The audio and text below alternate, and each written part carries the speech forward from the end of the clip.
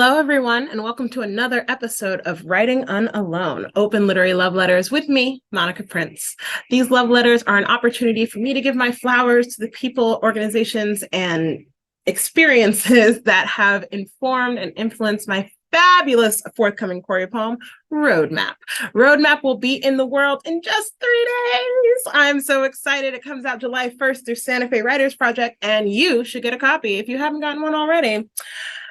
So today's open literary love letter is for two different experiences. One, I would like to say thank you to Adrienne Maree Brown and their fabulous book, Pleasure Activism, The Politics of Feeling Good.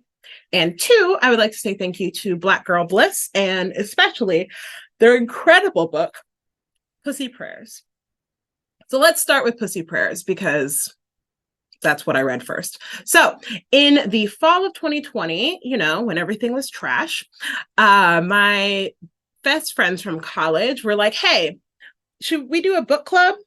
And I was like, all right, yeah, we might as well do that. We've been talking remotely for, ever since we graduated. So we might as well do a virtual book club. So we decided to do this virtual book club, and the book that we chose was Pussy Prayers by Black Girl Bliss. So Pussy Prayers is a book that focuses on how to support women of color who are interested in the idea of reclaiming pleasure in their bodies, which is fascinating to me because I'd never really thought about the concept of reclaiming pleasure. I was more interested in the idea of just like cultivating it. But I decided okay, let's read this book. This should be good. So we read Pussy Prayers and it was life-changing. Pussy Prayers talks about the idea of returning to your body, removing it from the stigmas of white supremacy, of capitalism, of assault, of patriarchy, misogyny, heterosexism, et cetera, et cetera, et cetera. And it's basically a guide to help you reconnect with your pussy, for lack of a better way to put that. And when they say pussy, they don't necessarily mean specifically your vagina. They mean your entire sexuality, your emotional spirit when it comes to sex and pleasure. And the book asks you really intense questions like, what does your pussy want more than anything else? And what was the most significant sexual experience of your life? And they ask you to write a timeline of every sexual experience you've ever had. They encourage you to support your pussy in different ways. So there's good foods you should be eating. There are crystals and herbs and stuff. They teach you about yoni baths. And if you've never done one of those, I suggest it. They're very cool. Unless you have an IUD. Do not do them if you have an IUD. And so it was just a wonderful book that really talked about pleasure and how to reintegrate it. And so I came up with the thing that my pussy wanted the most was reparations. And so I took that concept and I put it into the revision of Roadmap when I was preparing the final production, the final version for all of you to have in just 3 days.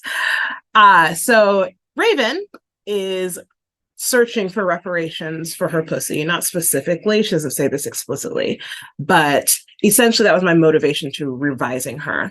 Not only because she needed more lines in the show, which she did, but also because she's the only person who has explicitly experienced sexual assault, and she doesn't necessarily want to talk about it. And so when I was revising her poems and adding some more lines, I was very cognizant of how I could give her more agency on the page than she originally had. Because before she was just kind of obsessed with her husband and that was it. So now she has a little bit more agency, a little more concentration associated with who she is as a person. The next thing I want to say thank you to is Adrienne Maree Brown. Adrienne Maree Brown is probably, I don't know if this is true, but I am ascribing this to them, like the leading scholar on pleasure and the politics of it ever. Their book, Pleasure Activisms, Pleasure Activism, The Politics of Feeling Good, is life-changing, first of all. I picked up the book because my dear friend Becca Lauer said, like, you've got to read this. It's so good. It's changing my life. And so I started reading it when I started teaching erotic writing solo. I used to teach it with Natalie Sharp, as you remember, but then I started teaching it solo. And so I started reading Pleasure Activism as a way to enhance my understanding of pleasure, so that it's not just about sex, to enhance my understanding of sex workers, of women who have had children, well, people who have had children, to better understand like childbirth, et cetera, et cetera, et cetera. And so the book starts with like wonderful essays and like a little how-to guide to do it. You're supposed to like masturbate before you read each section, which I think is pretty great. But it also talks about the very first piece in there is Uses of the Erotic as Power by Audre Lorde, which is the most pivotal text to talk about pleasure. It's like, it's not the place to necessarily only start, but it's one of the best ways to start. And that text, which I'd read multiple times, is annotated by Adrienne Maree Brown, which is very, very cool. And so reading that book, I haven't finished it yet because it is like 400 pages and you kind of want to read it slowly and pick the pieces as you go.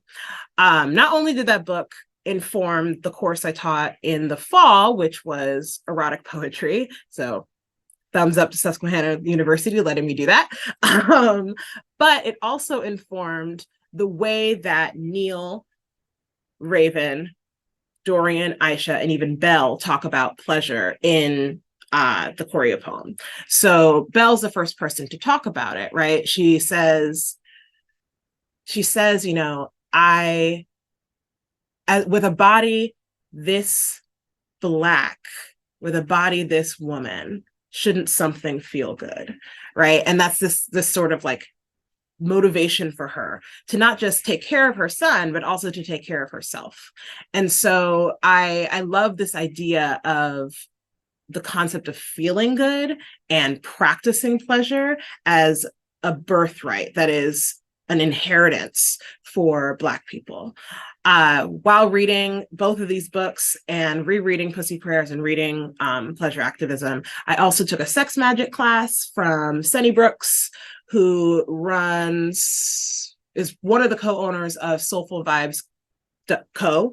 And Soulful Vibes is a fabulous online apothecary slash herbal list slash witchy site, essentially, that I used to research my poetry and magic class. And I took Sunny Brooks's sex and magic class, and she gave me the phrase, pleasure is my birthright. And so all of these things all together deeply inform the way that Roadmap operates, because the goal of Roadmap is not necessarily to shock, stun, and harm. The goal is actually to double down on the idea that life is not just about suffering. It can't be. Thank you, Adrienne Maree Brown. You are the GOAT. I follow all of your stuff. Your Instagram gives me life, so much life.